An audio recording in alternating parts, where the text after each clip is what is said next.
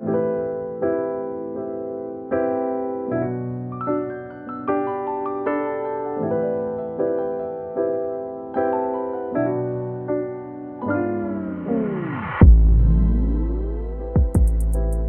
to The Outlook. My name is Cj and I'm super excited because I got the infamous Tammy Johnson with us today. Tammy has 6 children. She's the face of foster care and she's also a pastor. Is that right?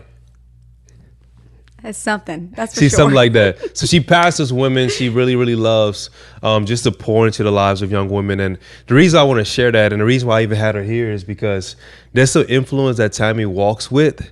And I just believe that if you guys can lean into this today, that she can not only be a mentor in your life, but even what she shares today can possibly impact your life and change you forever. But Tammy, before we dive in, I have a couple questions. All right. Okay. The first thing, just to start out light, is what are you enjoying the most in life right now? Like, out of all that you do, you're a worship leader. You have a huge family. You're married. You're a woman of God.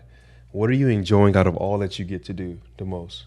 That's a really hard question because I really think that right now I'm enjoying every area. And that's unique because not every season has been that way. But I think that for the first time in a long time, we've been married 11 years, my husband and I. Come on, girl. And so I think for the first time in our marriage, there's like what we'd call synergy, where like we are on the same page and just living life together as much as possible. And it's helped our family and our dynamic. And so that's been super cool. I'm enjoying being able to work with him and just being able to be with him and the kids, and it all kind of intertwine. Right. And so that's what I'm enjoying. So share a little bit of how you said this word synergy. Mm-hmm. Like when I hear that, I'm like, okay, y'all on the same page. Yeah. There has to be some sense of unity. What do you think contributed to you guys having this synergy after 11 years? Like, is that something that just happened, or is it something that you say was a process to get to? Like, how would you describe it? 100% a process. So we're both like super hard-headed, strong-willed people, and so it took a lot of hard work. But the I guess the foundation of it is just being people who are willing to grow and change, and so that combined with just resources and tools that we've been blessed with have helped create this life of what we would call synergy, where we're same goals, same aspirations, same mindset, and just moving forward with the same goal in mind. I love that. I have my wife in the room. Aaliyah, when it comes to synergy, right, I really like how she opened that up. We're about to be married 5 years. What would you say when it comes to synergy after 5 years? How would you describe, I guess, you and I when it comes to that word? Yeah, synergy, like just this idea of being unified, and being on the same page. Communication is nice. Like, how would you define us? I'll define us as, I always say we're best friends because like we are best friends. But like, I just feel like when you have synergy, you're on the same page. Like, you communicate about how you feel about what you like, what you don't like. Right. You do a lot of things together. Like, you just you build off of one another. You vibe off of one another, as some people would say. But like, so you saying our marriage generates a vibe? Yeah, I think it's a vibe. Come on, it's a vibe. No, sorry. It's a vibe. It's a vibe. Okay. Well, thank you. That's cool, Tammy. So you've been married 11 years. Yes. So when did y'all get married? How old were you? Oh my gosh. Take us back. Yeah. So Ryan was 20. I was 19. We were babies, and we were just living life. Making decisions that were way too big for us, but it worked. I love it. So I'm a teacher and I'm also a youth pastor. So, excuse me. So one of the common things that I come across when it just comes to dealing with young people is this whole idea of like, how do I get past my old ways, right? Yeah. I'm thinking of you being married 11 years. There's a lot of things that you probably had to put in a coffin, right? Or kill these old things so that the new can be born. Yeah. So that you can arrive at this synergy that you're now experiencing, right? So when it comes to old ways, right? Because a lot of my students, they struggle with like saying no to things, or they make progress, but then they go back, right? So what's some pointers you would give me in order to arm them when it comes to saying bye to the old things and getting rid of the old? Like, what's some advice you would give? So I think that it has so much to do with boundaries and the way that especially for me as a young adult, I going into marriage had a lot of baggage that I Right. could have brought along with me. And there was a point where when I decided that I wanted to be a married woman, I had to leave some things behind. Right. And so for me, that was an instant I needed to have boundaries, specifically with other relationships. But so before marriage, I would just talk to people all the time, like Right. other guys. Right, It yeah. didn't matter. There was no boundary. Right. And so the first thing I did was deleted every guy's phone number off my phone unless they were Ryan Johnson. Right. And so that helped me, and it helped guard my heart and helped guard me from even temptation. That's and so so the good. biggest thing that I would say that helps us to grow and create synergy is boundaries. Right. And so in any area of your life, I was thinking about this the other day, even when it comes to music. That's That's a big one. It's huge. It's lot- something so simple. Yeah. And it's taboo because everybody's like, oh, I just like the beat. Yeah, I just like the beat, you know? And it sounds good, and I understand that, but I also have understood and have been on the receiving end of what the words actually do. Right.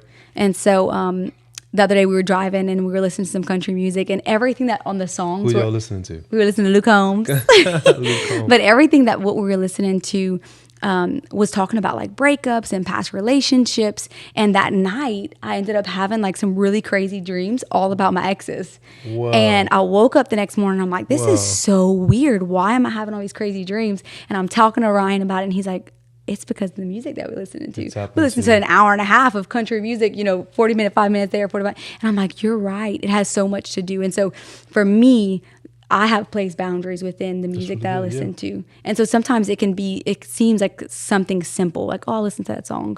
But we don't know really what it's going to do to our hearts and our That's true. minds. And so that's been the biggest help for me. Changing my old ways is just creating boundaries that protect Yeah. the best of who I am.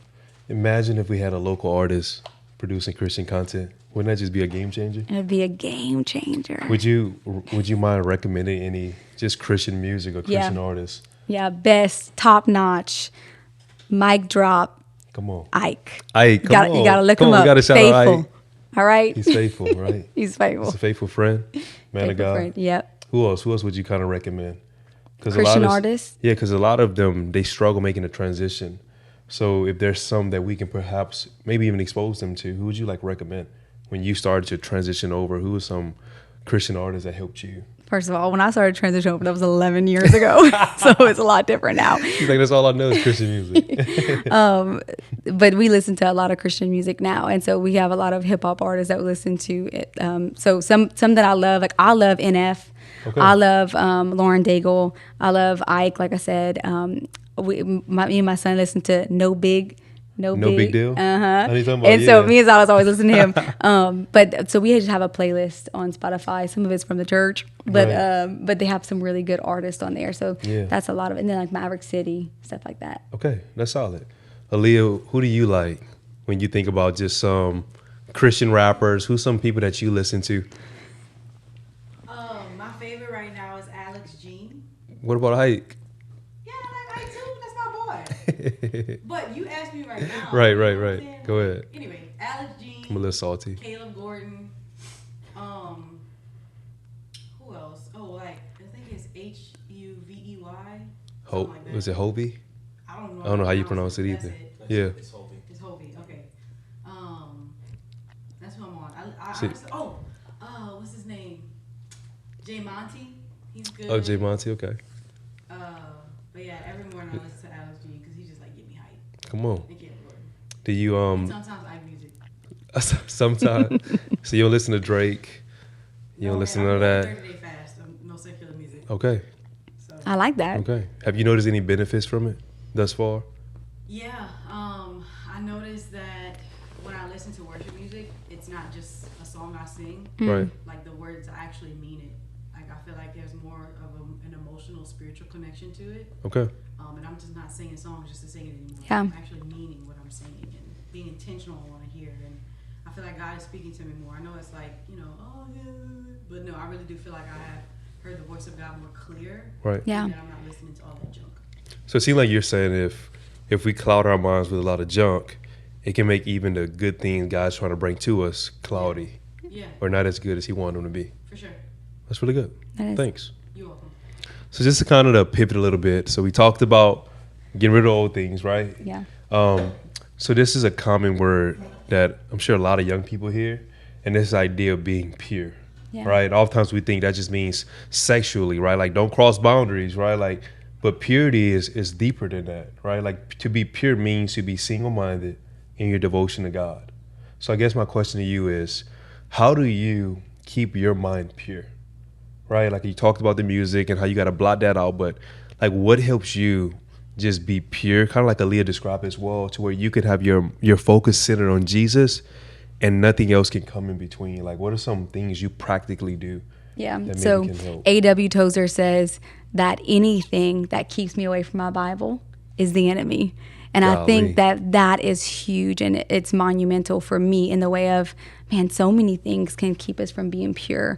Even That's so good. even just scrolling on Instagram for the desire of someone else's life and Right. somebody else's highlight reel. And so for me, sometimes there's times where I need to take a break from following certain people on Instagram, Yeah. certain movies and TV shows that might cause my heart to stray, and just not be grateful. I think if you live in a heart posture of gratefulness and really you good. just really keep that in focus, it keeps your heart pure, because then I'm not Gratitude. envious, then I'm not lusting, then I'm not looking at other people's lives thinking, God, why wouldn't you bless me that way? Right. And I'm looking at my own life and thinking, I don't deserve this. That's And so really it good, keeps yeah. my heart and my mind pure. But as far as like sexually pure, I think that it's easier than people think, in the way of it's just staying away from things that don't align with God's word and within a marriage relationship. And there is a way to be in an intimate relationship, Right. where you're dating someone for the purpose of marriage while keeping your heart and your Right. mind pure. And so that's going a little bit deeper, but it is